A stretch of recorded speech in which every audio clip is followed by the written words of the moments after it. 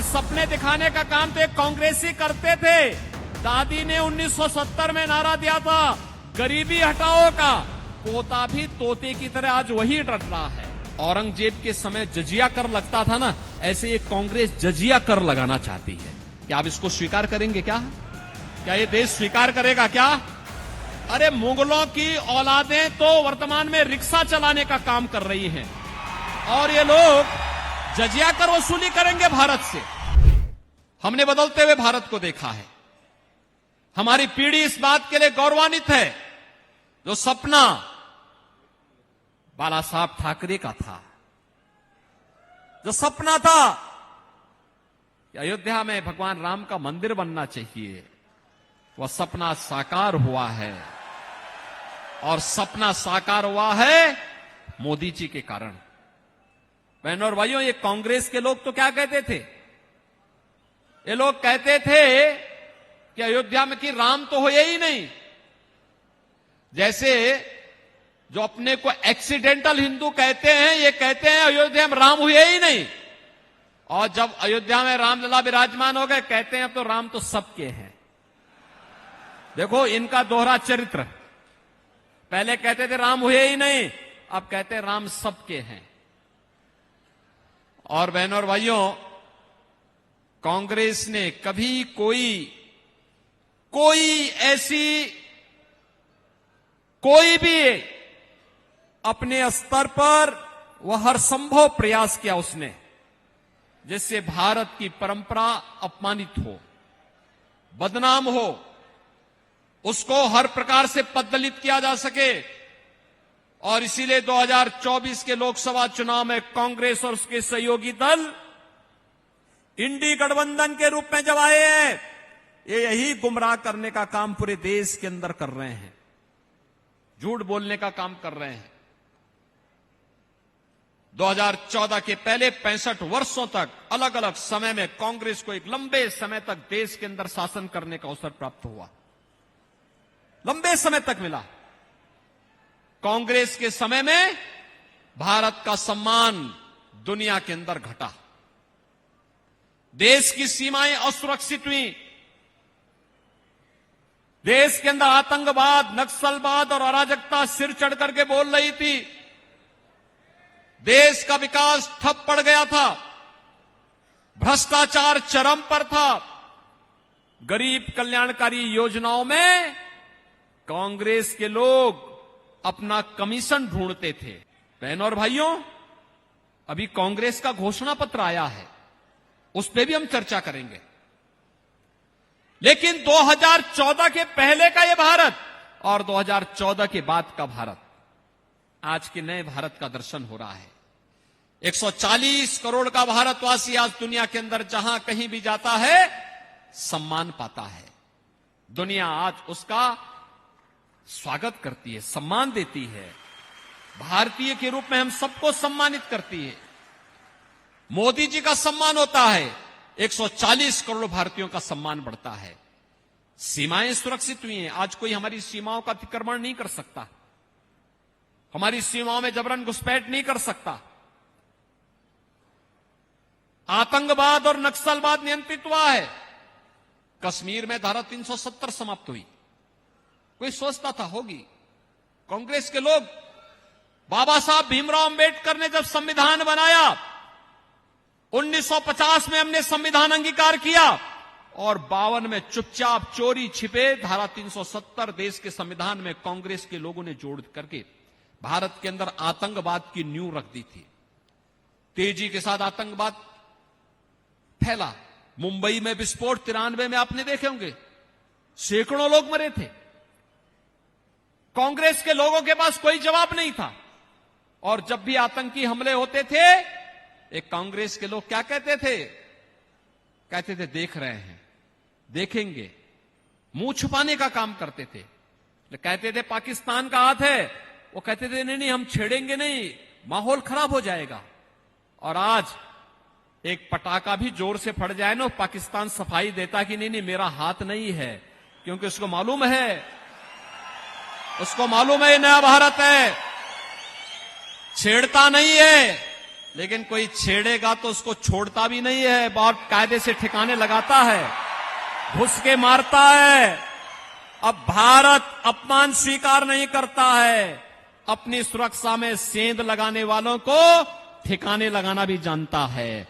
और बहनों और भाइयों, ये नया भारत आज हम सब देख रहे हैं, ये नया भारत है। उत्तर प्रदेश के बारे में भी कांग्रेस के लोग कहते राम जन्मभूमि पे अगर फैसला हो गया खून की नदियां बह जाएंगे। मैंने कहा यार देखो फालतू बात करते हो, एक मच्छर नहीं मरने वाला है। बहनों और भाइयों, आपने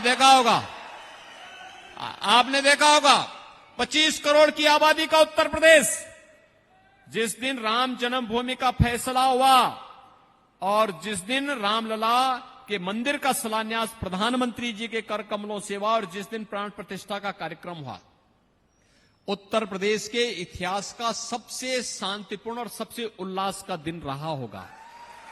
आपने देखा होगा भाई, सामान्य दिनों में राह चलते हुए किसी व्यक्ति पर साइकिल और रिक्शा वाले में भी आपस में लड़ाई होती है, तू मैं हो जाती है। तेजी के साथ कोई मोटरसाइकिल से चल रहा है, कोई बाइक से चल रहा है, कोई कार से चल रहा है, आमने सामने, फिर भी एक दूसरे से मुठभेड़ हो जाती है। ये 3 तिथियां ऐसी हैं जहां पर कहीं कोई विवाद नहीं, उत्साह और उमंग का माहौल था और उत्तर प्रदेश में पूरी तरह शांति थी। तब मैंने कांग्रेसियों से कहा, मैंने कहा तुम तो कहते थे खून की नदियां बहेंगी, खून की नहीं, रंगों की होली खेली जा रही है, होली। ये उत्सव है, ये उमंग का अवसर है। भारतवासी आज से नहीं, सनातन काल से, आदि काल से इन पर्वों को मनाता आया है।